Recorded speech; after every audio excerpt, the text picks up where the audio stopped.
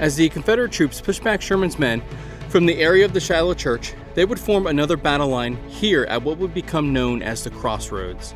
In a few moments, Confederate troops would smash into this newly formed Union line. Can they punch through, or can the Union mount another stand? We're here to explore the grounds in and around the area known as the Crossroads.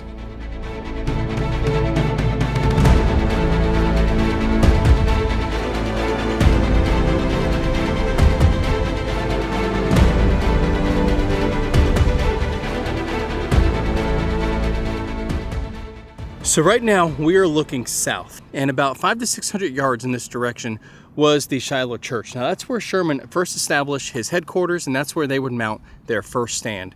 Now Sherman's line, despite weathering numerous Confederate attacks, would begin to buckle under the pressure the Confederates were putting on his flanks, and they would pull back 600 yards to the north and establish another defensive line along the Hamburg-Purdy Road and link up with Major John McClernand's division, who would form on Sherman's left.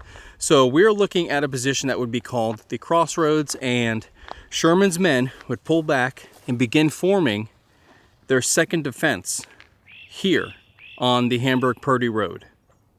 Now, despite pushing back the Union forces, the Confederate attack began to lose a little momentum, and command and control began to break down. You had intermixed brigades, you had units all over the field here, some ransacking camps, some not knowing where to advance. All sense of direction seemed to be lost. So as the Confederates approached this area, they had a mix of units from almost 3 different brigades. And as Sherman was coming into this general area, he would have a horse shot out from under him as the Confederates approached. Now that was the second horse of the day that would be shot out from Sherman. And about 20 minutes later, a third horse would be shot from under Sherman here. So despite being wounded in the hand earlier in the battle, and now he's had 3 horses shot out from under him, he may be in danger of using up all of his luck here. So what you're looking at here is Captain Behr's battery. Now he'd begin moving this battery into position as the Confederates approached to our front. Now as this was happening, Captain Frederick Behr would start disseminating orders, ordering his artillery to begin firing. And it was at this moment where a Confederate minie-ball would strike him and kill him instantly. And Behr's battery here instantly broke and fled, and 5 of the 6 guns in his battery would be captured. And that unfolded just before us here. So you can imagine the dismay of his men as he's disseminating orders. They're unlimbering their guns. They're getting ready to deliver fire into the advancing Confederates that are coming from this general direction here. And in the middle of his orders, he is struck and killed. So you can imagine how demoralizing that would have been to the men of this battery here. And that was only the beginning of the Confederate attack here.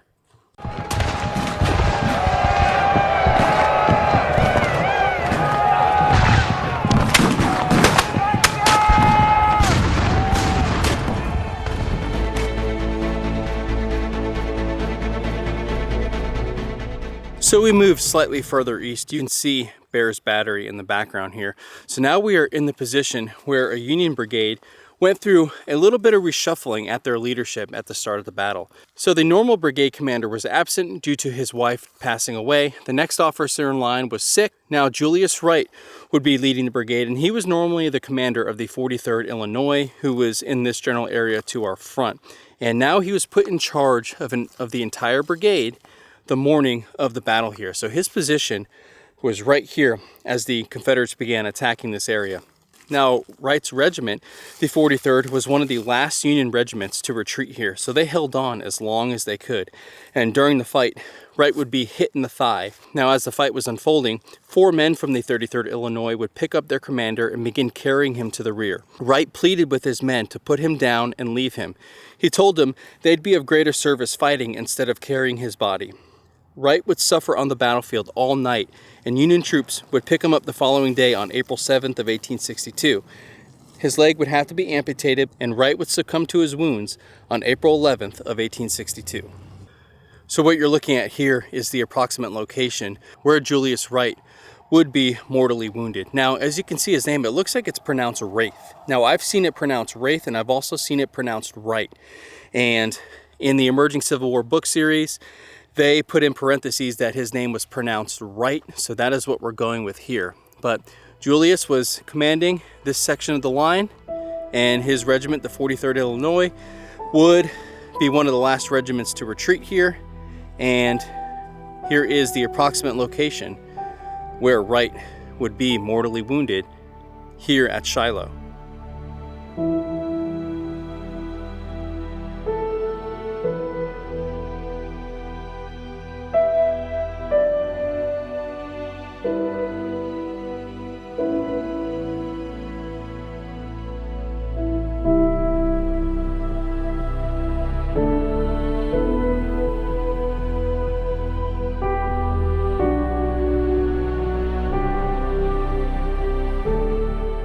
Imagine being put in a position where you're hit and you have men carrying you to safety, or at least a safer place than you currently are.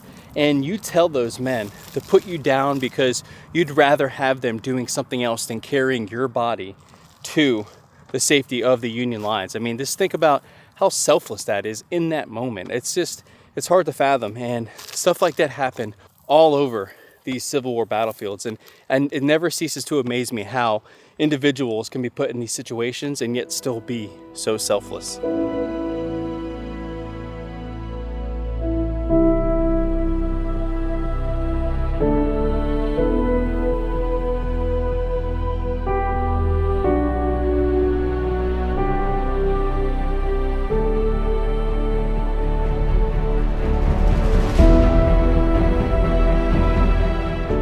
So we have moved to the left of Sherman's division, and right now we are standing by Captain Edward McAllister's battery, which was Battery D of the 1st Illinois Light Artillery, and he had 4 24-pound howitzers. Now, we are on the line that was to the left of Sherman, and this area was manned by McClernand's division, and assaulting across this field, which was known as Review Field, because this is where soldiers, when they were camped here, would conduct drill. So you had the 4th Tennessee from Brigadier General Alexander Stewart's brigade, you had the 12th Tennessee from Colonel Robert Russell's brigade, and to their left, which would be to our right, in this direction, you had Brigadier General Sterling Wood's brigade assaulting the area near the Crossroads where we just were. So straight at us, you had 2 Confederate regiments assaulting across this open field here, directly at these Union batteries here.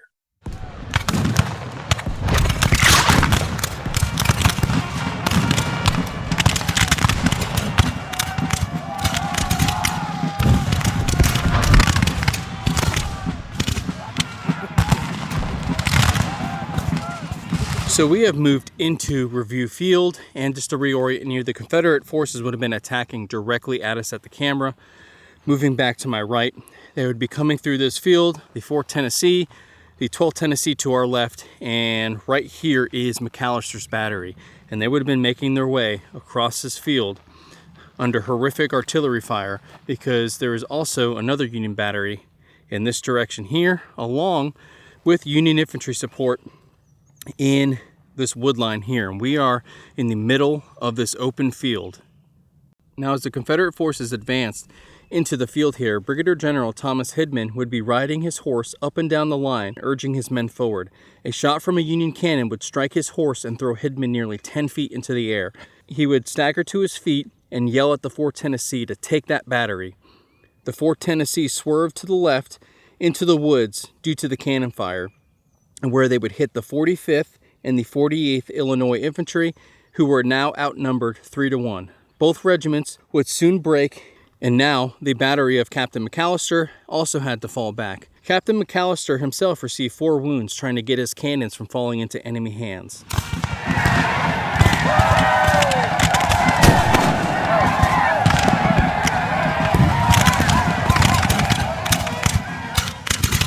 So right now we're walking in the footsteps of the 4th Tennessee Infantry. Back this way is Captain McAllister's battery sending shot and shell into the field here. Now, the artillery fire was so severe, the 4th Tennessee began wheeling left into the wood line where they would strike the 45th and 48th Illinois Infantry, and we would quickly overwhelm those forces in that wood line. And in turn, this part of the Union line began collapsing, because once you're outflanked, you are now in an untenable position. The earth was shaking now, and above the cannon and rifle fire, you can hear the treble of the rebel yell as the storm came towards us. Lieutenant Colonel William Camp, 14th Illinois Infantry.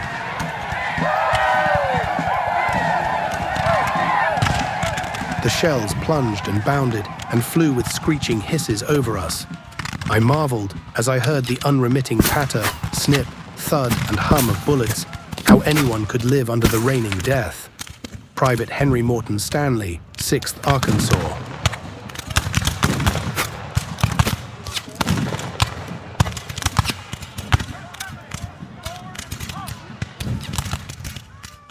So we're in the woodline now, and you can just make out Review Field just through the foliage here.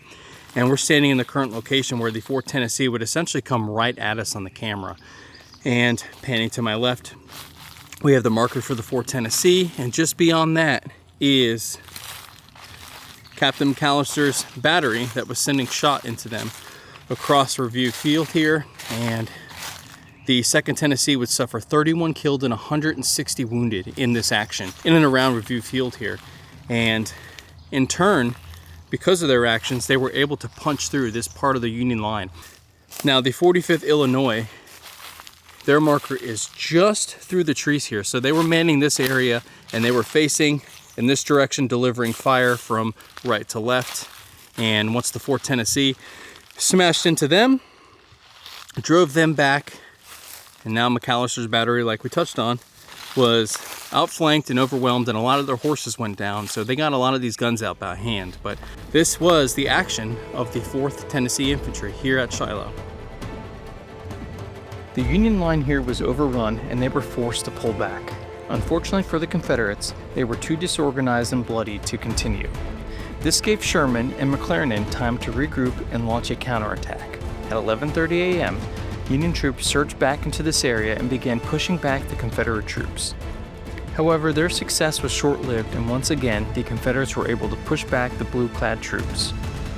Fighting would now shift to an area forever known to history as the Hornets' Nest.